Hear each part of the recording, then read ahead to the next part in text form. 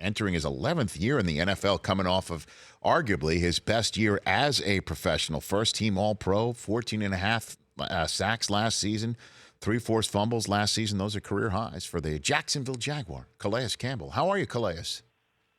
I'm living the dream, baby. You are. What does that dream look like? Give me, paint the word picture, Calais. Man, when I was a kid, I used to dream about like playing in the NFL and all the things that would go into that. This is what I imagined, and really, this is even better than I imagined. This is the best life in the world. I got the best job, and around great guys, and we have a chance to win. That makes it feel a lot better too. So I can't complain at all. Last season, looking back on it, how would you rate it? How would you term it? Categorize it? We had a lot of fun, but we fell short. When I got here last year, we went through our OTAs and then we went to training camp. I knew we had a good chance to be a team that could actually win the Super Bowl. And so when we went along and made our plays and got to the NFC Championship game, it just feels like just a little incomplete, because I felt like we had a good chance, last year. And but the cool thing about it is you always get another chance. So we have another opportunity this year, and I'm looking forward to just try to take advantage of it. Yeah, well, before we turn the page to this year, I mean, how often do you think about how last year ended, Calais? Not much. I mean, just a little bit. Throughout the off season, I thought about it a lot. It's kind of what drove me during my training. And I wanted to drop a little weight and try to be a little faster because I played more DN, than even I really expected. They told me they were going to play me a DN, true DN, when they were trying to get me to come in and recruit me. But I believed them, but I didn't believe them as much, because that's. I'm going to play a little bit, but I'm going to move around a lot, and I did that, but I played a lot more DN than I played inside, and that was kind of surprising. So dropped a little weight, tried to get a little faster so I can make a few more plays on the edge. And in terms of last year, I don't know if you were aware of the fact that the head coach of the Philadelphia Eagles has written a book, and Doug Peterson's written a book called Fearless. And one of the excerpts that were released this week prior to the release of the book was him watching the AFC Championship game prior to his NFC Championship game against the Vikings, watching your team, the Jaguars, take a knee at the end of the first half. Quote, I was there thinking, you've got to be kidding me right now. I was mad because Jacksonville had New England right where they wanted them. I was screaming at the TV in my office when they knelt right before halftime. Inside, I was like, I'll never do that. What do you think of when you hear that, Calais? At the end of the day, we win the game, it never, it doesn't become a big deal. But when you lose the game, then everybody, says what they say and, believe that, we could have done a lot of things differently, we've learned from all the different mistakes we made throughout the game and some of the stuff that we did well. We've learned just to continue to do that kind of stuff again. So, I have nothing but respect for, everybody who does well in this game, guys who put the dedication, put the time in to be great. And you can tell that he's been, he just won a Super Bowl. He's a Super Bowl winning coach, and he has done a good job preparing his guys. And everybody I know who plays in Philadelphia loves playing for him. So, he seems like a really good coach, and we have a good thing going on in this locker room, and we like our coach a lot too. We all bought into, his formula and, his plan to win, and it's really paid off. So I think, it'd be nice to try to get back in that situation again and see if we can get to the top. Well, in terms of doing that, you've got a big one against the Giants to start the season in week 1 with Eli Manning back there. I have Nate Solder topping the list of linemen. I want to ask you if you think they suck or not, Calais. Can I go down one by one to see your thoughts on whether you think these linemen suck? I think Nate Solder's a pretty good player. I've played against him a few times. I mean, he's a Colorado native, so I've always followed his career because there's not many of us in the NFL. Mm-hmm. So I've always rooted for him, and I was happy to see him get a big contract and end up in New York. Okay. I'm looking forward to playing against him, though. Especially a guy as high paid as he is, and it's always good to go against the best and see where you stand. So. The New York Giants did a good job bringing in a lot of talent. They brought in one of our guys, too, from last year, Patrick Omame, and he's a good player, too. So they really tried to shift in the line this year. So our strength is our D-line, in my opinion, from our team. So I'm looking forward to trying to challenge, what they did. Full disclosure, Calais Campbell, I did not really want to know whether you thought Nate Solder sucked or not. That was my way of getting to Jalen Ramsey's Gentleman Quarterly conversation. What did you think of the GQ article? How did that land in your locker room, Calais? It was entertaining, to say the least. Okay. We like to, we all have like a really tight knit circle. We're all really close. And, we have a lot of confidence, and I think that's one of the things that drives us. We believe that we can be really good, and I think everything starts with the belief. And so, in our locker room, when we get to, mess around with each other and talking, we have some really, just really cool conversations. And, Jalen's a guy who is probably one of the most confident dudes, to walk this earth.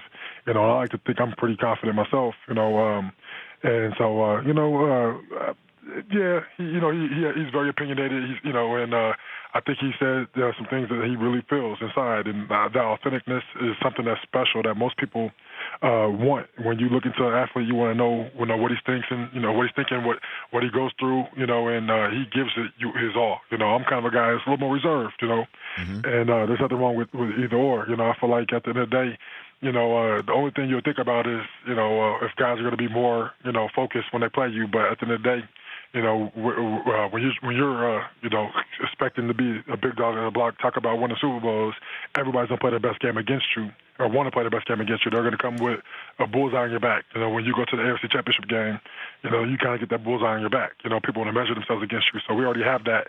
So, in my mind, we're going to talk a lot of trash, and we're going to back it up.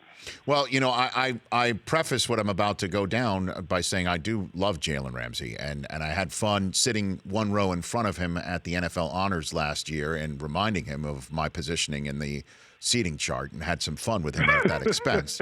And thankfully, he took it in the proper way.